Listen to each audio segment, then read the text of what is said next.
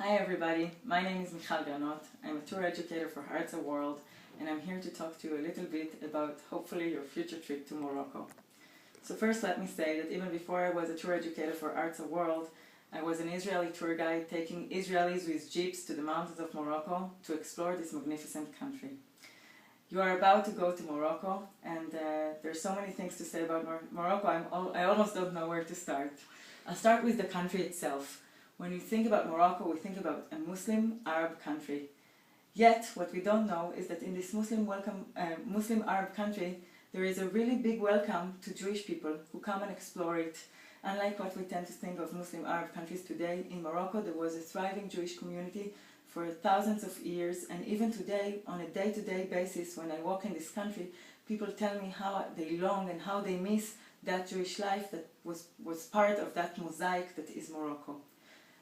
When I talk about the mosaic that is Morocco, I want to say that really Morocco is not one thing, because may it be the Atlantic Ocean shores or the Mediterranean shores or the mountains of the Atlas or the Sahara Desert, Morocco is not one thing. It has two ethnic groups that live there, the Arabs and the Berbers, and a tour to Morocco is a tour between fascinating sites and very interesting people, and learning about the history of this land is really something that not every country is inviting you to do, yet Morocco is really welcoming. Now, the added value by coming to Morocco with your community, with your rabbi, is that you really can focus on a different story in Morocco, and this is the story of the Jews of Morocco. Moroccan Jews like to say that the beginning of their community dates back to the First Temple period. From that on to our day, different things happened to this community. Many different waves brought a lot of immigrants to this land, to a point that if you came to Morocco in the 40s of the 20th century, you would have found 250,000 Jewish people living there. The biggest Jewish community, if you'd like, outside Europe, and definitely in the Muslim world. Who were these Jews and where do they live? In our tour in Morocco, we will talk about them, we will hear about them.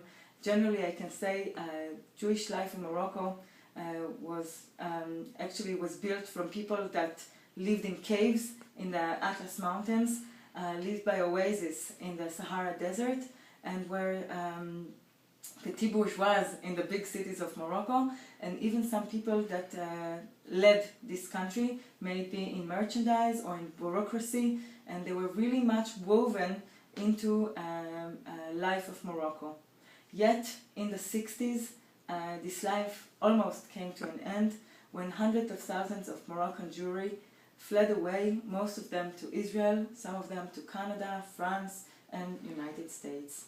Yet, even today, we find Jewish people in Morocco that choose on a daily basis to live in a Muslim country, in the Arab world, and make a living and keep Jewish life there, and may it be going to synagogues, keeping Jewish traditions, and definitely in holidays, and keeping a connection with the brothers from all the rest of the Jewish world.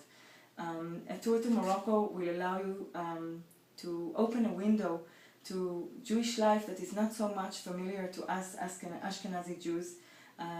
Open the window to Jewish homes, to Jewish scholars, to synagogues, to different traditions, and to different concepts of veneration, for example, of holy men, tzaddikim, that is something that is still thriving among Moroccan Jews today.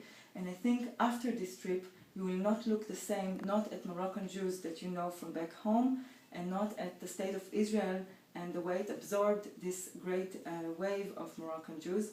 It really, I think, will educate you and give you an opportunity to look at things a little bit different.